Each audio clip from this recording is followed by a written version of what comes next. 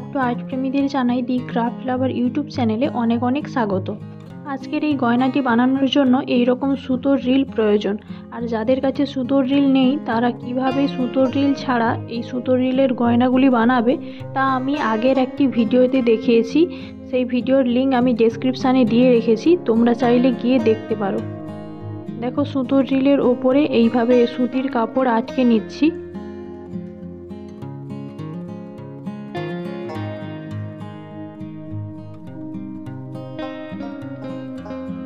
এরপরে এক্সট্রা যে কাপড়টা আছে দু সাইডে তার ভেতরের দিকে ফেব্রিক গ্লু দিয়ে পেন্সিল বা পেনের সাহায্যে এইভাবে বাকি কাপড়টাকে সুতোর রিলের মাঝে ঢুকিয়ে দেবে। একই রকমভাবে ছোট পিসটাও করে নিয়েছি। এবারে এটাকে একটু শুকনো হতে রেখে দিলাম। এটা শুকনো হতে হতে চলো ইয়াররিংটা বানিয়ে ফেলি। ইয়াররিংটা বানানোর জন্য আমি এখানে হেডপিন নিয়েছি। হেডপিনের মধ্যে 4 পিস হ্যাঙ্গিং বল গেঁথে নিলাম আর একটি কটন বল এবং ওপরে আবার 4 পিস হ্যাঙ্গিং বল গেঁথে নিয়েছি।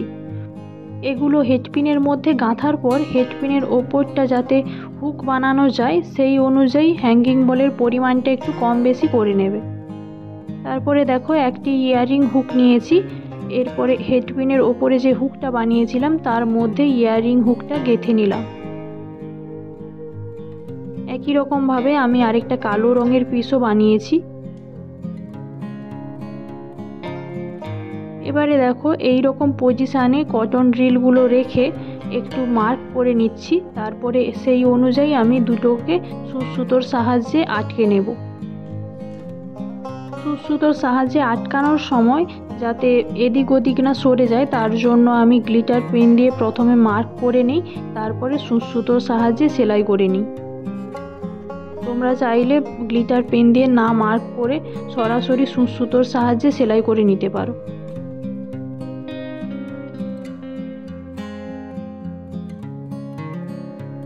এবারে দেখো দুটো পিসকে একসাথে সেলাই করার পর এই রকম পজিশানে সূচটাকে গেঁথে বের করবে। তারপরে কিছু হ্যাঙ্গিং বল গেঁথে নিচ্ছি। এখানে নিচে যতখানি জায়গা ফাঁকা আছে ঠিক ততখানি জায়গাতে হ্যাঙ্গিং বল আটকে নিচ্ছি। এখানে আমার 1 পিস হ্যাঙ্গিং বল কম পড়ে যাচ্ছিল, তার জন্য পরে আবার 1 পিস গেঁথে এইভাবে সুতো দিয়ে প্যাঁচ দিয়ে দিচ্ছি। একই রকমভাবে অন্য পাশেও হ্যাঙ্গিং বল আটকে নিচ্ছি।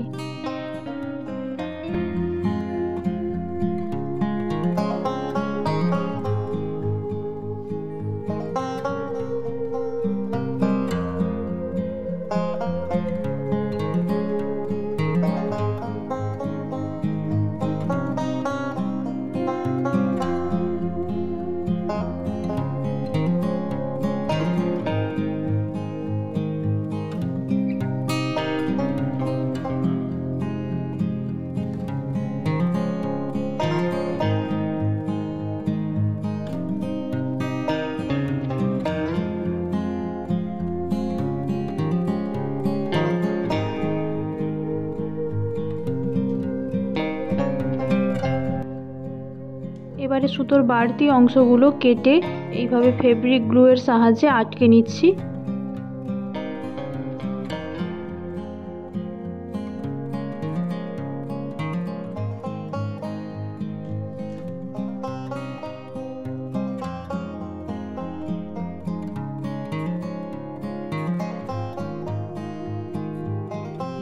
আমি এটার ওপরে ফেব্রিক কালার করব।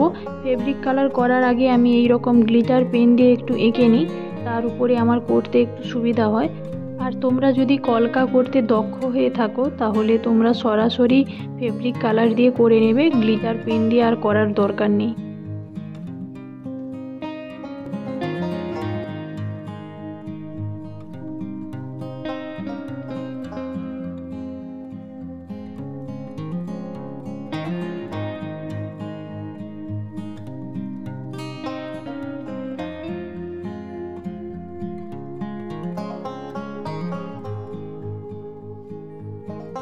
এখানে আমি ব্যাগডোরির জন্য 5 পিস ডলি সুতো নিয়েছি, প্রতিটা 36 ইঞ্চ করে লম্বা। এবারে একটা তারের সাহায্যে ডলি সুতোটা এই কটন রিলের মধ্যে দিয়ে গেঁথে নিচ্ছি। এই রকম তারের সাহায্যে সুতোটাকে গেঁথে নেবে, তাহলে গাঁথতে সুবিধা হবে। এরপরে লকেটটা সুতোটার ঠিক মাঝখানে করে নেব। তারপরে দু সাইডে কিছু কটন বল এবং হ্যাঙ্গিং বল গেঁথে নিচ্ছি। গাঁথার পরে একটা করে গিট দিয়ে দেবে যাতে না কটন বলটা সরে চলে আসে।